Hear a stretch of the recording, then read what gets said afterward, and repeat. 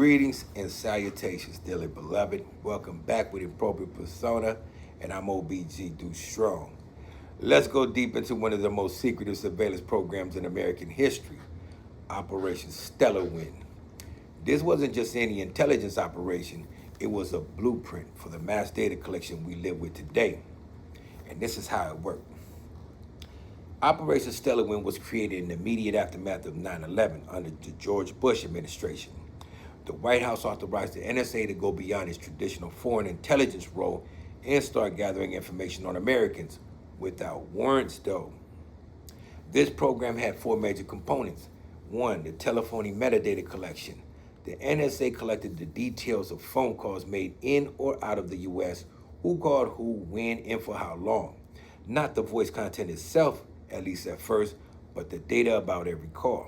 Two, internet metadata collection. The same principle applied to emails, web browsing, and online activity. The NSA pulled header information, who you emailed, when, your IP addresses, and routing data. Three, content interception. In some cases, especially when a call or email was linked to a suspected foreign target, the NSA actually captured the content, not just metadata. And four, financial transactions monitoring.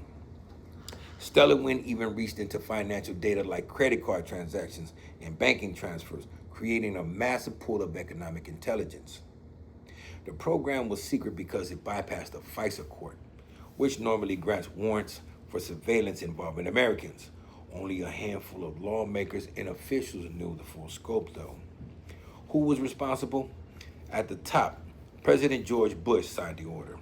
Vice President Dick Cheney and his counsel were major architects. Inside the NSA, Michael Hayden, who was then the NSA director, oversaw the program's technical side. The legal justifications were written by the Justice Department's Office of Legal Counsel, crafting memos that claimed the president had inherent wartime powers to run warrantless surveillance. Even inside the administration, this caused turmoil. In 2004, Acting Attorney General James Comey, FBI Director Robert Mueller, and others nearly resigned after refusing to reauthorize parts of Stellarwind they thought were illegal. That's how controversial it was, even behind closed doors. Who was affected then?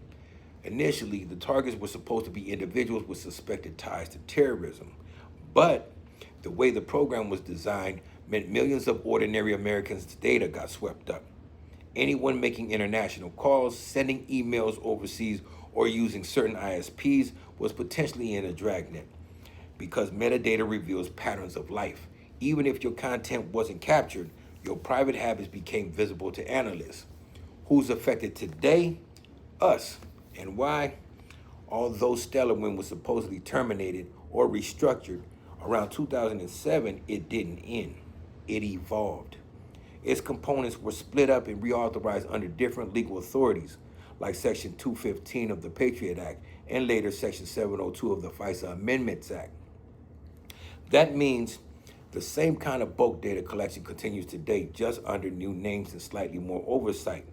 Programs like PRISM and Upstream that I spoke about in earlier episodes, revealed by Edward Snowden in 2013, are direct descendants of Stellarwind. So in reality, all of us who use phones, email, social media, or financial networks are affected, not just suspects.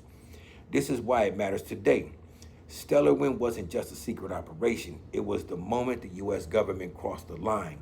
It blurred the boundary between foreign surveillance and domestic surveillance. It set the precedent for mass data collection on a scale never seen before and even now. The infrastructure and legal frameworks it created are still in place. So the next time you hear about metadata or Section 702 or PRISM, remember, those are branches of a tree planted by Operation Stellarwind. I'm OBG Do Strong, fighting for the people. Pow.